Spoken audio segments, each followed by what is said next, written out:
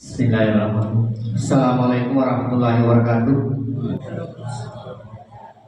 Alhamdulillah, senantiasa kita memanjatkan puji syukur kepada Allah Subhanahu wa taala, dan senantiasa kita kirimkan salawat dan salam kepada junjungan kita Nabiullah Muhammad sallallahu alaihi wasallam, kepada keluarga beliau, sahabat-sahabat beliau, dan pengikut-pengikut beliau yang senantiasa istiqomah di jalannya.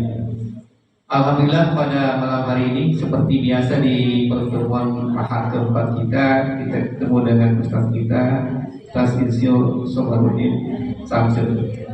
Seperti biasa Ustaz, di akhir sesi dan ada waktu untuk memberikan kesempatan kepada jamaah untuk menanyakan apa yang disampaikan, atau mungkin hal lain yang berkaitan hal-hal yang kita bicarakan selain yang kita sampaikan pada malam hari ini. Kami persilakan.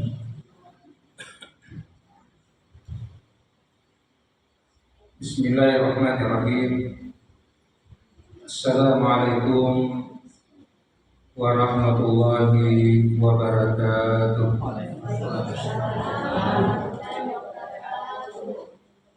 Innal hamdalillah nahmaduhu wa nasta'inuhu wa nastaghfiruh wa na'udzu billahi min shururi anfusina wa min sayyiati a'malina.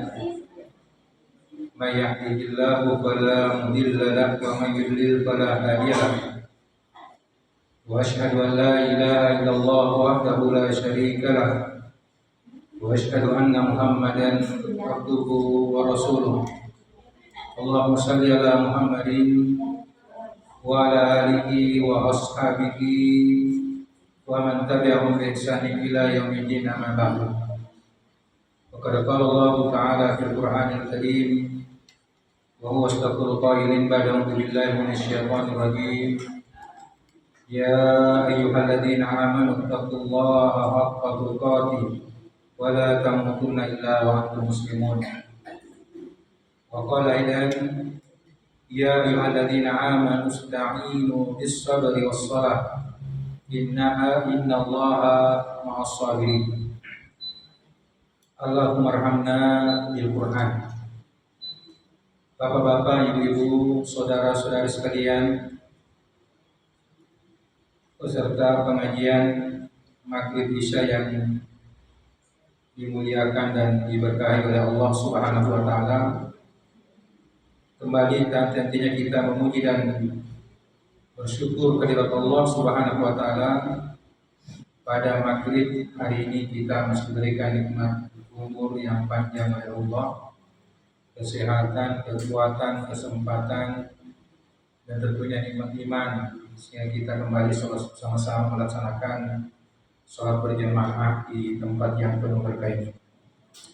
Salam dan salawat dan tentunya kita juga kirimkan kepada Nabi kita Muhammad sallallahu alaihi wasallam, Nabi akhir zaman yang diutus oleh Allah Subhanahu wa taala, dan kita diberikan petunjuk hidayah oleh Allah menjadi pengikut beliau. Jamaah yang dimuliakan oleh Allah Subhanahu wa taala. Pada maghrib hari ini kita akan sama-sama mentadabburi, yaitu firman Allah Subhanahu wa taala dalam surah Al-Baqarah ayat 153 seperti yang saya bacakan di awal mukadimah tadi. Ayat ini tentunya tidak asing, sering kita baca, sering kita dengarkan. Namun kemudian pada malam hari ini kita sama-sama untuk mengambil faedah, mengambil pelajaran dari apa yang ada di dalam Al-Quran, ya, kalamullah, firman Allah Subhanahu wa ta'ala. Allah Subhanahu wa ta'ala berfirman di dalam surah Al-Baqarah ayat 153, A'udzu billahi minasyaitonir rajim.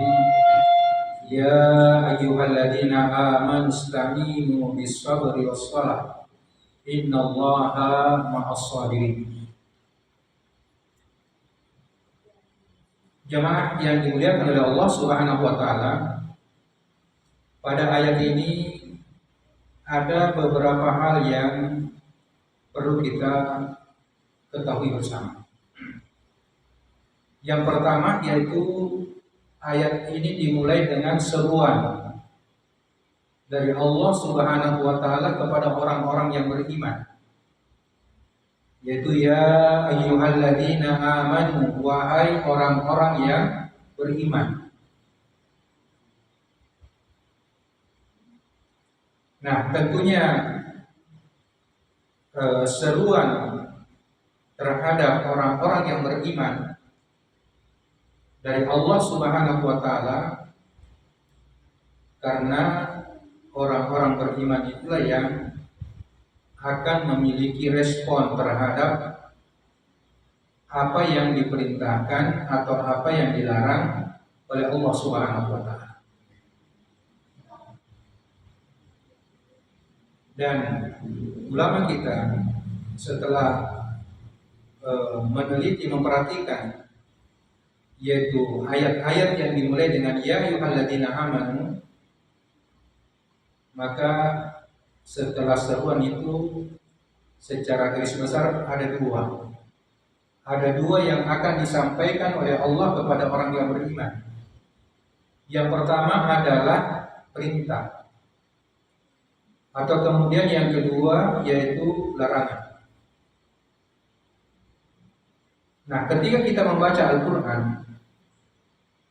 kita secara khusus melewati ayat-ayat yang dimulai dengan seruan kepada orang-orang yang beriman, ya ayyuhalladzina amanu, wahai orang-orang yang beriman, maka perhatikan sudah itu. Di situ ada perintah untuk kita kerjakan atau larangan untuk kita tinggalkan.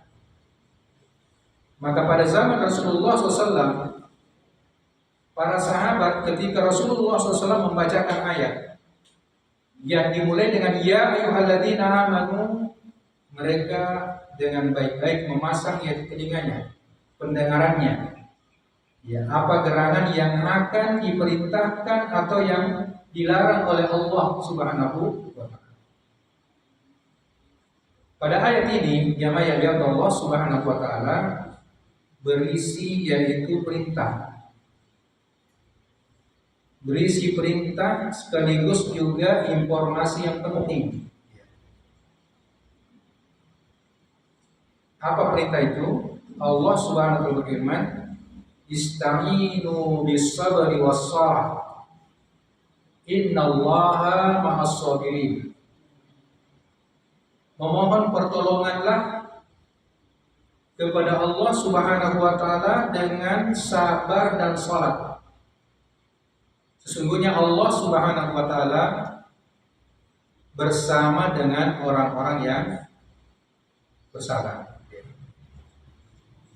Nah, tentunya informasi yang penting yang saya katakan tadi adalah yaitu ketika Allah menegaskan innallaha ma'as-sabirin.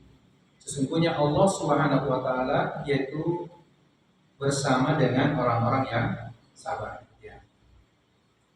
Nah, jamaah yang dirahmati Allah Subhanahu wa taala, pada ayat ini tadi yang pertama adalah ayat ini adalah seruan khusus kepada orang-orang yang beriman. Kemudian pada ayat ini yaitu tadi beri perintah yaitu isti'anah. Ista'inu. Ya. Isti'anah atau ista'inu itu adalah artinya meminta pertolongan. Ya.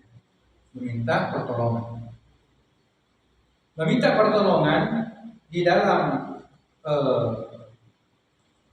ajaran agama kita itu erat kaitannya dengan perkara akidah.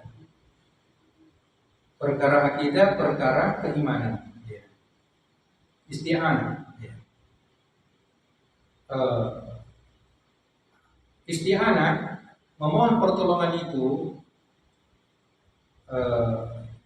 Syekh Muhammad Saleh Al-Utsaimin rahimahullah ta'ala beliau menyebutkan tentang bentuk-bentuk isti'anah. Bentuk isti'anah yang pertama yaitu adalah memohon pertolongan kepada Allah Subhanahu wa Ta'ala. Tentunya inilah suatu hal yang harus, ya, yang wajib yang dilakukan oleh orang beriman, memohon pertolongan kepada Allah Subhanahu wa Ta'ala. Di dalam surah Al-Fatihah, setiap kita sholat tentunya membaca surah Al-Fatihah, dan di situ ada pengakuan dari kita.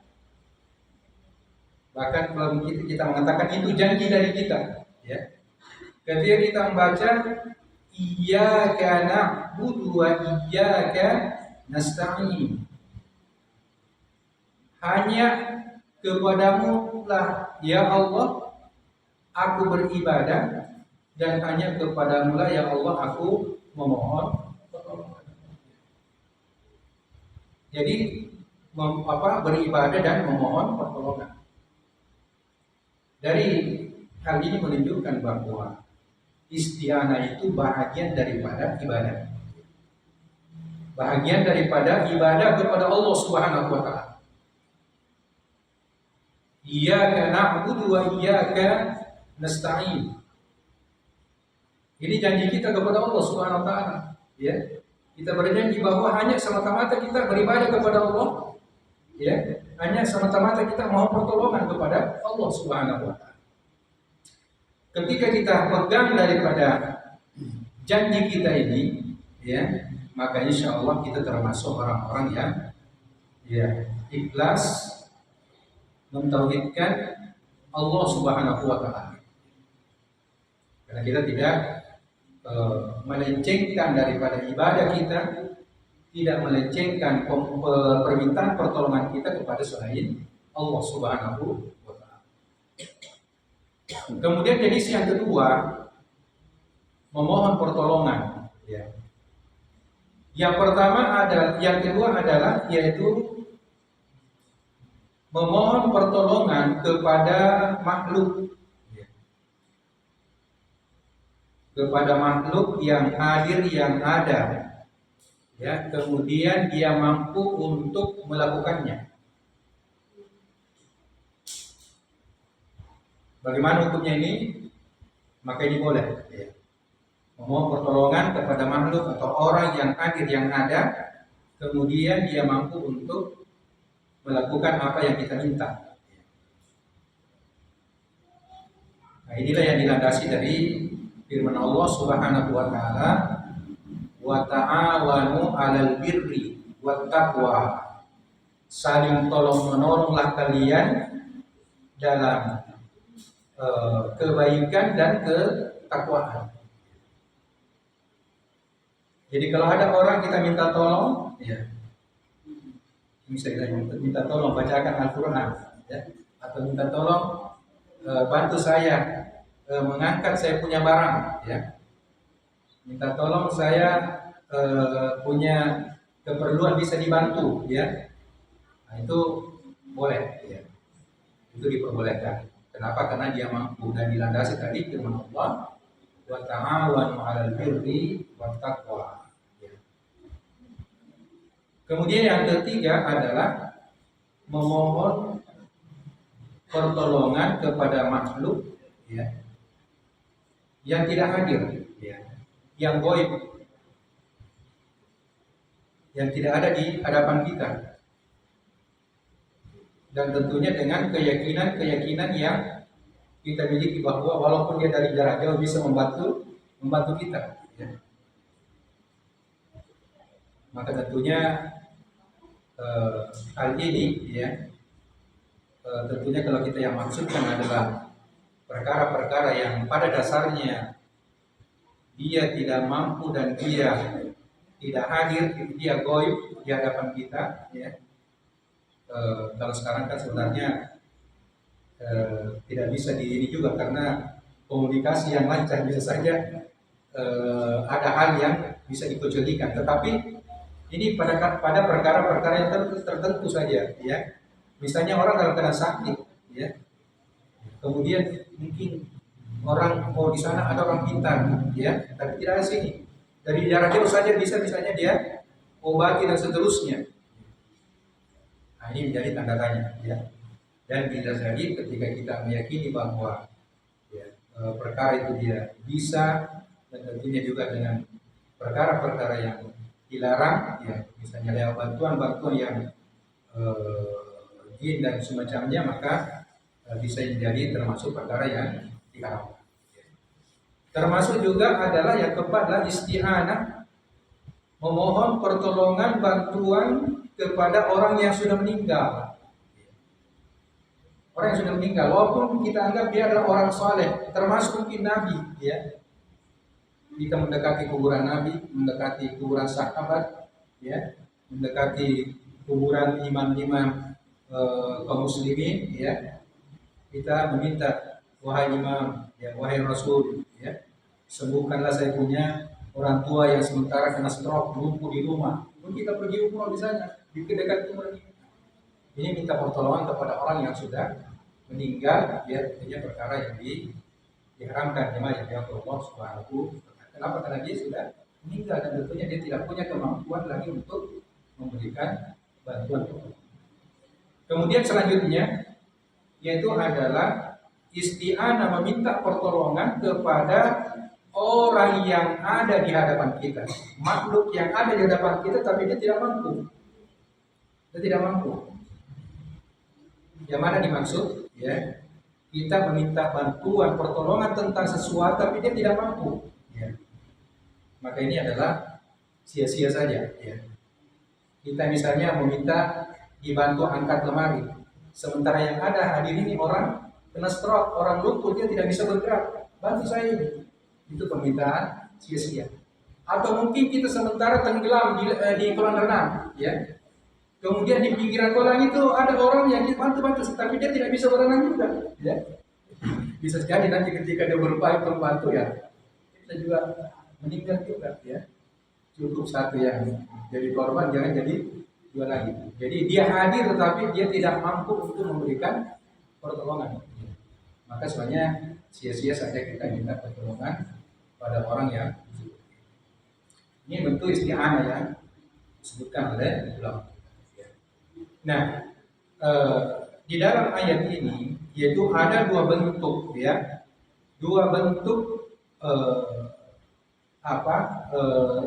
ibadah, ya, yang diperintahkan oleh Allah untuk kita menjadikan wasilah. Atau kemudian yang terakhir, ya, saya sebut tadi, yang isti'anah yang terakhir adalah isti'anah dengan wasilah-wasilah yang diperintahkan atau diperbolehkan oleh Allah Subhanahu wa taala. Contohnya tadi dalam ayat ini diperintahkan oleh Allah untuk beristi'anah lewat sabar dan sholat.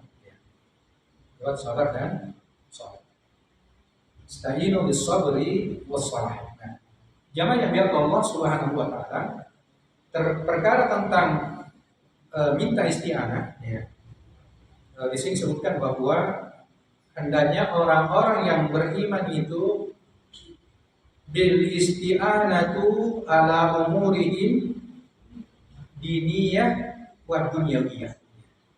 Jadi orang-orang beriman itu beristi'anah, memohon pertolongan kepada Allah, ya, atau kemudian pada perkara-perkara yang diperbolehkan untuk wasilah, ya, oleh Allah Subhanahu wa taala, itu hendaknya dilakukan dalam perkara-perkara din, ya, perkara-perkara agama, termasuk juga dalam perkara-perkara duniawiya, ya, urusan-urusan dunia kita. Ya. Kita mungkin menghadapi suatu masalah, suatu perkara dalam masalah dunia, ya. Kita mungkin sudah bingung bagaimana caranya meminta kepada Allah, ya. Meminta kepada Allah Subhanahu wa taala. Bagaimana wasilahnya? Nah, wasilahnya ini bisabri was shalah, yaitu dengan salat dan sabar, ya. Lewat salat dan sabar. Nah, sebagaimana yang telah kita ketahui, ulama kita juga secara umum membagi kesabaran itu ada 3 macam, ya. Jadi salah satu aksam, ada 3 macam daripada bentuk kesabaran itu. Yang pertama adalah ya sabruha ala taatillahi hatta tuaddiha, ya. Yaitu dia bersabar terhadap sabar untuk taat kepada Allah Subhanahu wa taala terhadap apa-apa yang diperintahkan oleh Allah untuk melakukan daripada perkara tersebut. Jadi yang pertama adalah as-sabru ala taatillah, bersabar di atas ketaatan kepada Allah. Ya. Apa yang diperintahkan Allah, kita bersabar untuk mengerjakannya. Salat misalnya sendiri. Salat adalah perintah Allah, kita bersabar. Ya. Walaupun dalam kondisi bagaimana, ya kita berupaya untuk mengerjakan karena dia adalah perintah. Ya. Dia perintah dari Allah. Ya. Kemudian yang kedua yaitu as-sabru an maksiatillah. Ya. Hatta tatrukiha. Ya. Jadi yang kedua adalah yaitu bersabar terhadap menjauhi perkara maksiat, ya, perkara yang dilarang oleh Allah Subhanahu wa taala sampai kita meninggalkan daripada hal tersebut. Perkara-perkara yang dilarang, ya. Dilarang misalnya riswah, sogok, ini perkara yang haram kita tinggalkan, ya. Kita bersabar, ya. Walaupun mungkin di sisi lain besar, ya. Besar ini namanya sogokan nih, ya. Bisa sampai ratusan juta, ya. Dan seterusnya, ya. Diiming-iming. Tapi kita tahu bahwa ini adalah maksiat, ini dosa, kita bersabar dan meninggalkan daripada hal tersebut. Dan insya Allah, ya, barang siapa yang meninggalkan sesuatu yang dilarang oleh Allah Subhanahu wa taala, ya. Jadi mantara kasyai'an, ya. Barang siapa yang meninggalkan sesuatu yang dilarang oleh Allah Subhanahu wa taala karena Allah, maka Allah Subhanahu wa taala akan menggantikan sesuatu yang lebih baik daripada apa yang dilarang tersebut. Kita harus yakin seperti itu. Ya. Nah itu yang kedua, yaitu bersabar meninggalkan perkara yang dilarang oleh Allah Subhanahu wa taala. Kemudian yang ketiga adalah as-sabru ala aqdarillahi al-muqdamah, ya, yaitu bersabar terhadap ketetapan Allah Subhanahu wa taala yang kita anggap itu sesuatu yang buruk, ya, bagi diri kita, ya. Terutama misalnya musibah, ya, sakit dan seterusnya, ya, kita bersabar terhadap ketetapan Allah yang terhadap diri kita, jemaah yang dimuliakan Allah Subhanahu wa taala. Nah, jadi bersabar, ya, lewat kesabaran itu bisa mengundang daripada pertolongan Allah Subhanahu wa taala, ya. Jemaah yang dimuliakan Allah Subhanahu wa taala, pada ayat ini yaitu Allah Subhanahu wa taala menutup dengan innallaha ma'as sabirin. Sesungguhnya Allah Subhanahu wa taala bersama dengan orang-orang yang bersabar. Kata-kata ma'ah, ya, ma'ah bersama, beserta, ya. Kebersamaan dengan Allah dengan hambanya itu ada dua macam, ya. Ada dua macam, kata dalam kita jelaskan, ya. Yang pertama adalah ma'iyatul ammah. Kebersamaan Allah itu secara umum terhadap seluruh makhluknya. Jadi Allah Subhanahu wa taala bersama dengan makhluknya secara umum. Ma'iyatul ammah, ya, termasuk orang beriman, orang kafir, ya, senantiasa menyertainya, ya, dengan ilmunya, penglihatannya, pendengarnya dan seterusnya, ya. Nah, kemudian yang kedua adalah ma'iyatul khassah, yaitu kebersamaan Allah secara khusus, ya. Secara khusus. Kepada siapa? Yaitu kepada orang-orang yang beriman. Kepada orang-orang yang beriman. Termasuk kepada orang-orang beriman yang bersabar, ya. Maka yang dimaksud di sini ma'as sabirin, innallaha ma'as sabirin. Sesungguhnya Allah berserta orang-orang yang bersabar. Ya. Ini kebersamaan secara khusus kepada orang bersabar, ya tentunya ya yang beriman. Ya. Orang yang beriman yang bersabar, Allah akan senantiasa menyertainya. Kata ma'iyah juga dikatakan nama kita, maknanya adalah itu an-nasr atau kemudian maunah atau isti'anah. Tentu adalah pertolongan, bantuan dari Allah Subhanahu wa taala. Jadi Allah akan memberikan bantuan, pertolongan kepada orang-orang yang beriman, bersabar, jemaah yang dijaga Allah Subhanahu wa taala. Nah, kemudian selanjutnya adalah as-shalah, ya. Bis-sabri was-shalah, dengan sabar dan salat. Sabar dengan salat. Salat ini adalah merupakan ibadah yang paling utama kepada Allah Subhanahu wa taala, ya. Ciri khas daripada orang-orang yang beriman, ya. Pada pertemuan yang lalu kita mentadabburi surah Al-Mu'minun, ya. Walaupun kayaknya tidak tuntas juga, ya. Terkait tentang masalah sholat, ya, yaitu ciri khas orang-orang beriman setelah Allah menyebutkan qad aflahal mu'minun, ya, kemudian Allah menyebutkan ciri khusus orang beriman itu, ya, alladzina hum fi sholatihim khashi'un, ya, itu orang-orang yang khusyuk di dalam sholatnya. Nah, sholat ini adalah merupakan ibadah yang utama, ya, yaitu yang paling mendasar, ibadah yang pokok setelah kita mengucapkan 2 kalimat syahadat. Ya. Makanya di dalam rukun Islam itu kan setelah disebutkan rukun pertama 2 kalimat syahadat, maka rukun yang kedua adalah mendirikan salat. Ya. Maka untuk mengukur keimanan tidak berimannya seseorang itu adalah salatnya.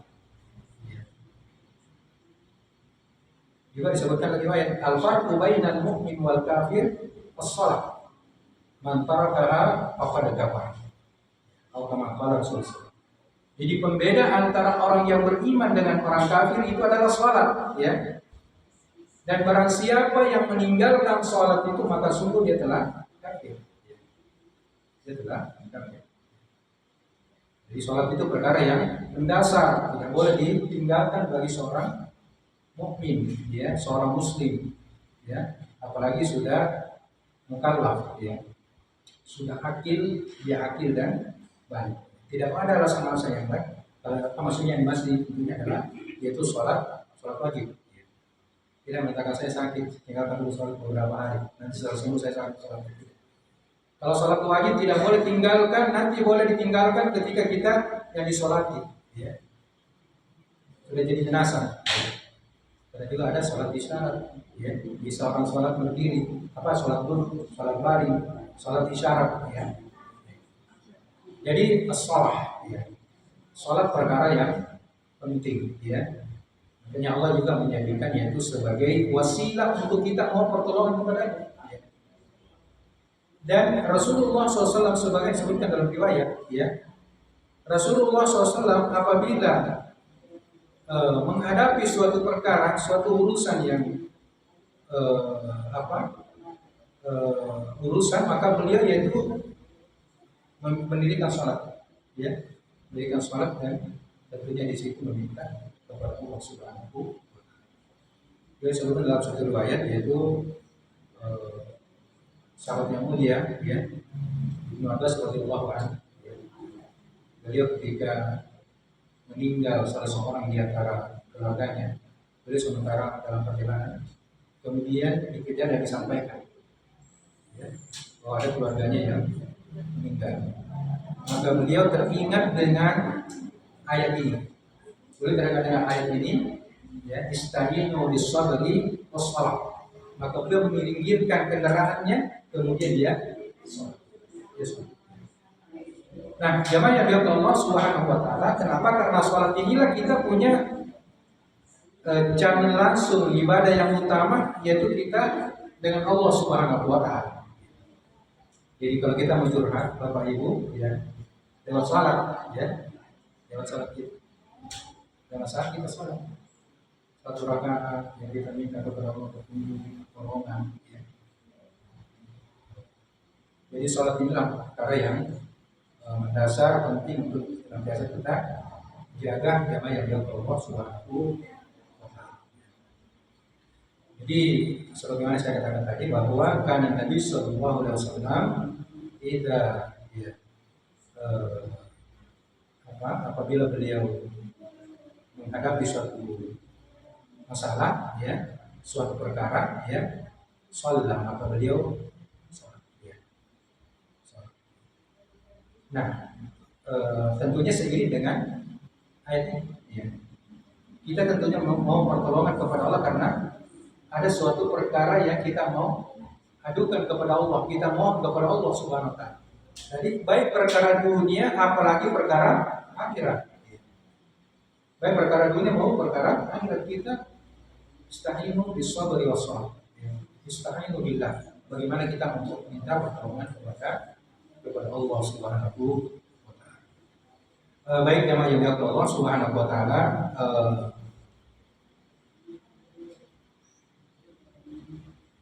yang terakhir yang saya ingin sampaikan terkait tentang materi ini yaitu penegasan kembali tentang masalah sholat.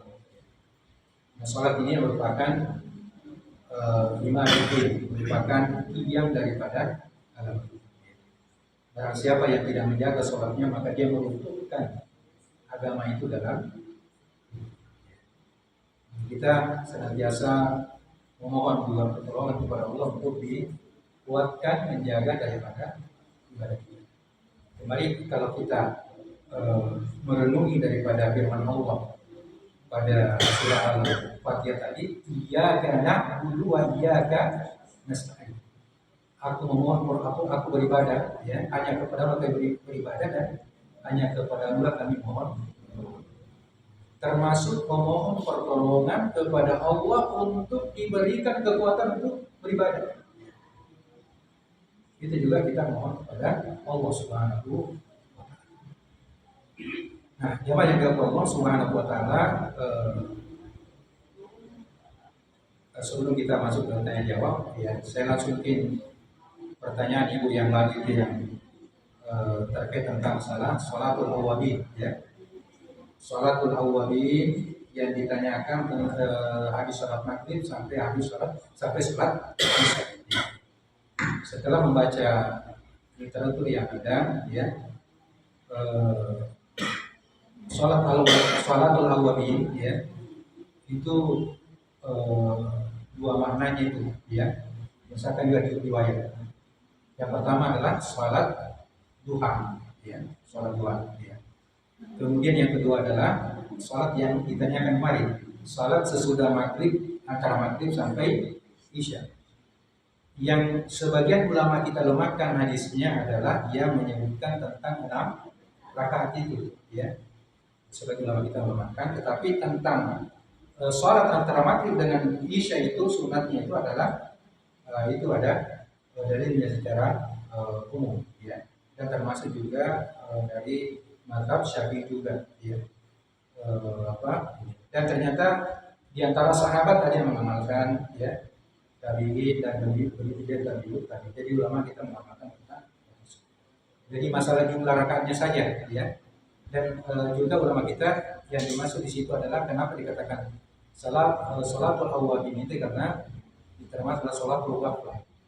Waktu waqt itu waktu yang banyak di mana biasa banyak orang lalai antara maghrib dengan isya.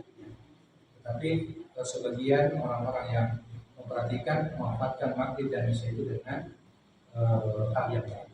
Macam kita taklim ya, mungkin ada tadi memperbanyak sholat sunatnya, mungkin ada juga yang membaca Al-Quran sholat isya dan seterusnya.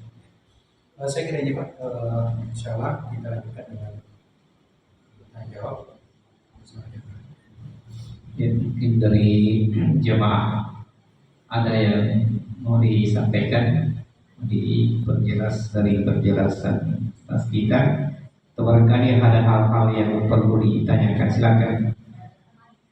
Bapak Ibu, kalau Ibu ada yang mau disampaikan di ketuk mic-nya.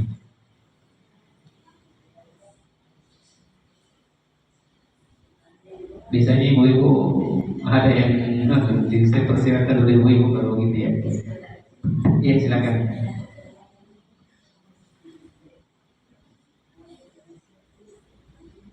Iya silakan Bu. Ya, Bismillahirrahmanirrahim. Alhamdulillahirrahmanirrahim. Terima kasih atas waktu yang diberikan. Assalamualaikum warahmatullahi wabarakatuh. Waalaikumsalam warahmatullahi wabarakatuh. Pak Ustaz, ada 7 hari ciptaan Tuhan, yaitu hari Senin, Selasa, Rabu, Kamis, Jumat, dan Sabtu dan Minggu. Nah, tapi kenapa cuma di hari Jumat dianggap sebagai hari bahagia, hari yang baik, hari hebat, bahkan hari yang istimewa? Kita bersedekah beramal di hari Jumat itu sangat baik. Apalagi karena kalau kita meninggal di hari Jumat itu masalah. Bagaimana dengan hari-hari yang lainnya Pak Ustaz? Dengan hari Senin, Selasa dan yang lain. Itulah. Terima kasih. Assalamualaikum warahmatullahi wabarakatuh. Waalaikumsalam warahmatullahi wabarakatuh. Jemaah yang dirahmati Allah Subhanahu wa taala, ya tentunya ketika kita berbicara masalah hari ya. Ini memang kita juga harus harus berhati-hati juga ya. Harus kita berlandaskan dengan riwayat-riwayat yang ada ya. Mungkin sebelum saya masuk ke situ ya, di dalam kehidupan kita di masyarakat kita biasanya ada yang mengatakan ini hari baik, itu hari tidak baik ya. Atau ini waktu baik, itu waktu tidak baik. Ini yang perlu diluruskan. Sehingga kemudian biasanya ketika ada acara-acara tertentu ya, misalnya pernikahan, mungkin ada yang usulkan hari ini jam sekian wilayah, tidak bagus itu ya. Bagusnya hari ini jam sekian. Kita sebagai umat Islam maka hari yang utama atau hari yang baik dan tidak baik ya harus berdasarkan daripada nas-nas yang sahih atau dalil-dalil yang ada ya. Nah, perkara-perkara yang saya sampaikan tadi ya waktunya kita tinggalkan. Karena pada dasarnya 7 hari waktu-waktu yang ada semuanya adalah baik ya. Tergantung dari kita. Baik buruknya tergantung dari kita.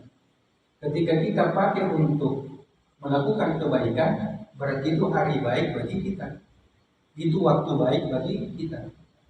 Ini secara umum. Tetapi ketika waktu hari itu kita pakai untuk bermaksiat, ya, berdosa, apa melakukan suatu dosa, maka itulah waktu yang buruk atau hari yang buruk bagi kita. Ini secara umum. Ya. Jadi jangan kita lagi meropong-ropong ini hari yang baik, ini waktu yang baik dan terus kita seluruhnya. Ya, hari baik, waktu baik kembali kepada kita. Ya, bagaimana kita mengisi daripada waktu itu. Karena begitu pentingnya tentang masalah waktu sampai Allah itu bersumpah tentang masalah waktu. Ya, bahkan hampir setiap waktu-waktu yang ada itu disebutkan. Ya, wal fajar, wal layalin asyr, ya, was-subh, ya, wal duha, wal asr, ya. Seterusnya yang menunjukkan tentang bagaimana pentingnya kita yaitu masalah waktu tersebut. Nah, tadi disebutkan bahwa kenapa 7 hari ini ya 7 hari itu hanya hari Jumat yang dikatakan sebagai hari yang istimewa ya sebagai hari yang istimewa. Nah tentunya hal itu disebutkan karena juga telah disampaikan oleh Rasulullah Shallallahu Alaihi Wasallam. Nah, kenapa istimewa Jumat? Di antaranya adalah memang dipilihkan juga yaitu hari Jumat itu sebagai hari raya pekanan daripada kaum muslimin, ya. Raya pekanan daripada kaum muslimin. Hari Jumat adalah hari diciptakannya yaitu manusia yang pertama, yaitu Nabiullah Adam alaihissalam. Ya. Kalau umat-umat terdahulu, ya, hari hari rayanya itu bukan hari Jumat, tetapi khusus untuk kaum muslimin. Ya. Nah, sehingga kemudian hari Jumat ini yaitu memiliki berbagai macam keutamaan yang disebutkan dalam hadis-hadis dari Rasulullah SAW. Ya. Secara umum itu hari Jumat sebagai hari yang utama karena memang dipilihkan oleh Allah kepada umat Rasulullah SAW. Karena ada keutamaan-keutamaan yang membedakan antara umat terdahulu dengan umat Rasulullah termasuk daripada hari utamanya tersebut. Termasuk yaitu terkait masalah rampasan perang. Ya. Rampasan perang juga itu Al-Anfal itu diharamkan oleh umat terhadap umat-umat terdahulu. Ya. Tetapi itu dihalalkan terhadap umat Rasulullah SAW. Nah, kemudian terkait hari Jumat, tentunya ada beberapa amalan-amalan yang kita disunahkan. Di antaranya disunahkan, ya ini sudah masyhur ya, disunahkan yaitu membaca surah Al-Kahfi, ya. Disunahkan untuk memperbanyak doa setelah sholat asar karena itu waktu mustajabah untuk berdoa, ya. Termasuk bersedekah, ya, bersedekah yaitu di hari Jumat, ya, walaupun sebenarnya terkait masalah sedekah ini, ya, kita jangan menunggu hari Jumat baru mau bersedekah. Ada juga seperti itu kan? Ayo kita bersedekah dulu, nanti hari Jumat baru saya bersedekah. Ya. Tentunya setiap hari kita bersedekah. Ya, jadi masalah bagaimana kalau kita tidak sampai hari Jumat kita sudah meninggal. Akhirnya kemudian, ya, kebaikan yang kita mau lakukan itu sudah tidak kita tunaikan lagi. Bersedekah saja di hari Jumat, di hari biasa. Ya, tentunya ketika kita bersedekah di hari itu, maka tentunya nilainya, keberkahannya itu akan lebih besar lagi daripada hari-hari yang lain.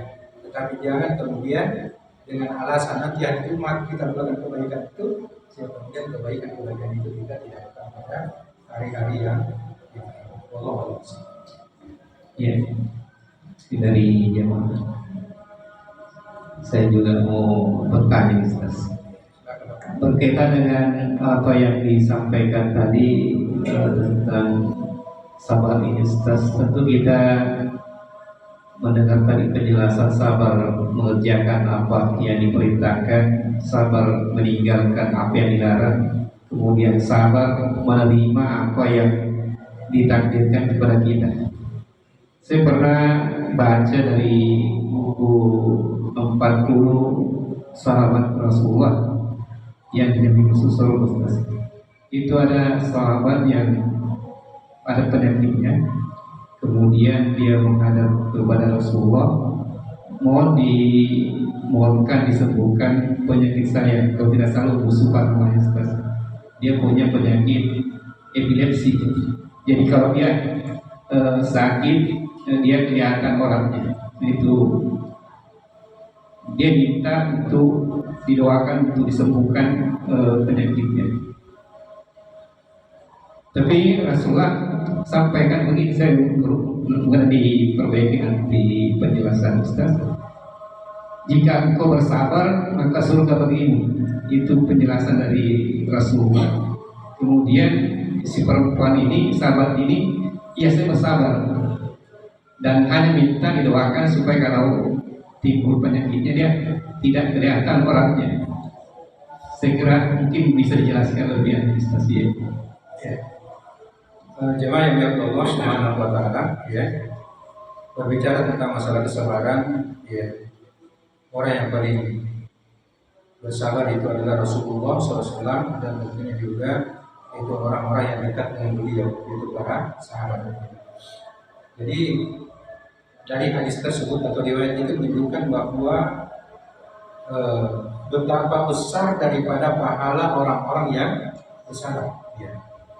Sehingga kemudian ketika sahabat itu minta didoakan oleh Rasulullah supaya disembuhkan daripada penyakitnya, tapi Rasul mengatakan kalau kamu bisa bersabar dengan penyakitmu itu maka bagimu adalah surga. Ya. Jadi kesabaran itu ujungnya adalah surga sebenarnya. Ya, seperti kalau kita mau mencermati apa yang disampaikan oleh Rasulullah SAW. Dan juga disebutkan dalam firman Allah Subhanahu wa taala, sesungguhnya ya balasan pahala bagi orang-orang yang bersabar itu adalah digoyang hisab, tidak ada tidak ada ujungnya, ya maksudnya tidak ada besar pahala yang ditetapkan, ya jika tidak terhitung daripada balasannya bagi orang-orang yang bersabar. Walaupun tentunya bersabar ini adalah perkara yang dari satu sisi adalah sesuatu yang berat. Ya, banyak godaan untuk kemudian kita bisa meninggalkan daripada kesabaran tersebut. Ya, kesabaran tersebut. Menjalankan perintah, ya, itu butuh kesabaran itu. Ya, tantangannya berat. Ya. Begitu juga meninggalkan larangan. Ya, godaannya itu juga berat. Ya. Kalau kita membaca daripada Al-Quran tentang kesabaran ini, ada yang dipuji kesabaran karena terkait tentang masalah musibah atau sesuatu yang tadi maklum yang sesuatu yang tidak disukai. Ada juga yang diuji dengan suatu suatu mungkin kenikmatan atau sesuatu yang contohnya misalnya Nabi Ayub alaihissalam, ya, boleh diuji dengan penyakit, ya, tapi beliau alhamdulillah yaitu bisa bersabar dengan ujian tersebut. Kemudian Nabiullah Ibrahim alaihissalam yaitu diuji dengan perintah oleh Allah. Apa perintahnya? Untuk menyembelih putranya. Tapi beliau bagaimana menjalankan itu tersebut? Tentunya tidak ada orang yang mau menyembelih anak kesayangannya. Kemudian yang ketiga, bersabar meninggalkan maksiat, yaitu Nabiullah Yusuf alaihissalam digoda oleh seorang wanita bangsawan dan cantik di tempat yang tidak ada lagi orang, ya hanya berdua saja, tempat yang tertutup, ya.